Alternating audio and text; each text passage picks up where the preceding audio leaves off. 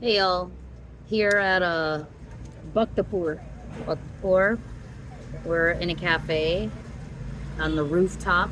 You want to check out the view? Yes, gotta give them reviews. Look at that view. Views from the six. Whoa, views Wow. from the six. Really Bhaktapur. Views from the six. All right, so we want to do a little intermission so that we could tell y'all about Kumari. You probably caught Kumari's Crib, MTV edition. the MTV Cribs edition of Kumari's Crib. And we just wanted to give you a little context on who Kumari is, what she's about, and how Purna might be the exact opposite Not might, for sure am. of Kumari. All right, so Kumari is basically a living goddess, Correct. and she basically sacrifices her entire life to give blessings to people who come to visit her, either in her courtyard or in private. Clearly not by her choice though, Yeah, because this happens when she's really young, like 3-4 years old.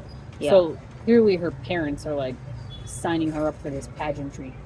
it's kind of like a pageant, for real, because there's a lot of requirements, first of all, to even become the living goddess. You have to be born of a specific family, Correct. a descendant of Buddha.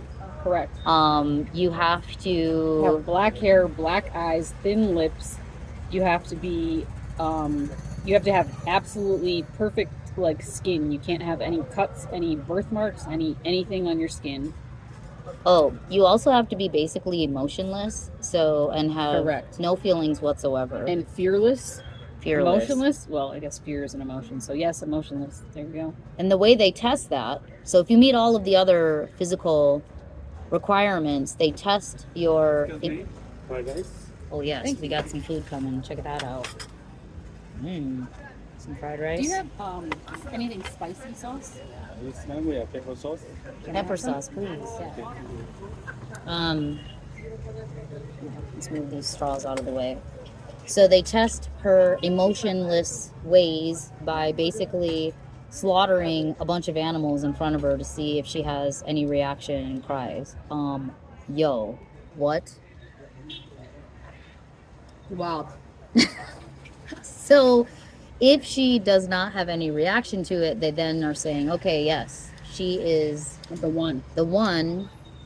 So they go and they prepare her and basically kidnap her to stay In a house in a house. where she's carried around because she has minimal contact with the ground. The house that she stays in has lots of carpeting because she can't get any cuts. The minute that she gets a cut She's of outta any there. sort or bleeds in any way, shape, or form, No bleeding. on to the next. So basically, Pepper and chili sauce. thank Awesome, you. thank Can we you. also have an extra plate? Yes, ma'am. Sorry, I should have said that from the beginning. And so, for obvious reasons, since she is a little girl and cannot bleed, at some point she can no longer fulfill this living goddess position because she will get her period when she Correct. goes through puberty. So they cycle through these girls every probably 10 years or so, 10 to 15 years. Probably. Yeah. So it's kind of wild. She doesn't see Thank you. Okay. her family. They see her maybe once a week, so she's taken care of by who now? Caretakers. Caretakers. She Yes. literally has caretakers. Yeah. And she does this thing where every day from, 9 to 12 or something like that, Yeah. she'll take random little, like people will go and sit in her courtyard and wait for her to like come and show herself, and she'll like come into the window and just look at everybody. And you just look at her and she looks at you, and if she smiles at you, that's Bad luck. news. Bad But news. she don't smile at nobody. She don't give no emotion. She just comes and looks out the window and is like, "This is what's happening." She doesn't even say that. She just looks like. Just looks around. Yeah. It's a good like 2 minutes that she looks, and then she just goes away, and everybody gets real excited. it's considered a blessing to have that. And also, but just think about like the sacrifice of just childhood in general, of like, you just can have zero emotions, no smiling. Anything that excites you, no, no, no. Anything that gives any sort of reaction, He's a no-no. no, no.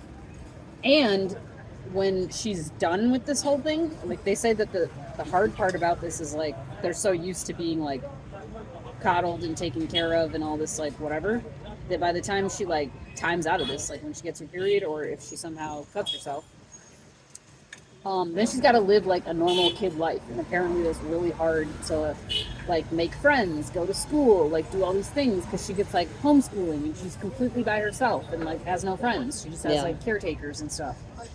So like I get it that it's like a thing over here or whatever. It's like kind of strange. But I mean, Yeah. I get it. It's wild. But what was interesting is that we went and sat in the courtyard and waited for her to come out.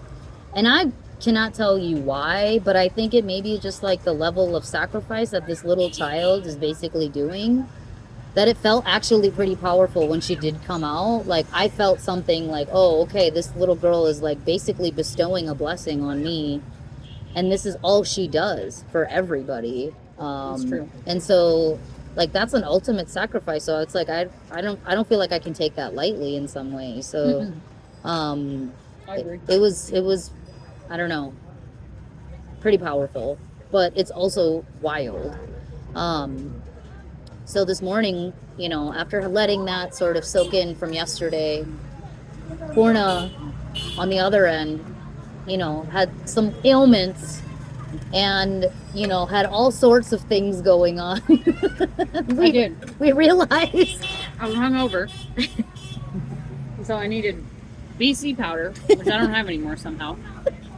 So I used Pedialyte. I used a Vicks inhaler just because it's always nice to have a nose that's super fresh.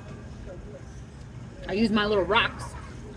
Your eye drops. Eye drops. Oh, my eyes were like desert dry. I don't know what was going on there. I had all the emotions. It was just a so many emotions. It was a struggling morning. I struggled through it, but yeah. No prevailed. sacrifices made here except for sacrifice. I could never be heard. I was like, Yeah. I need all the things. Yeah. And if I woke up today and needed to like go stare out a window at people and like give them blessings, I'd be like, nah, not today. Not today. It's not happening. Come back tomorrow, maybe. Right.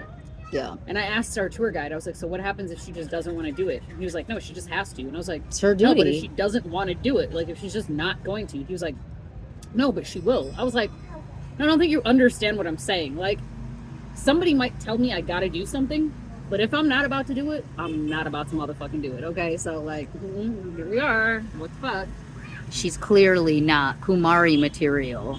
No, I'm not.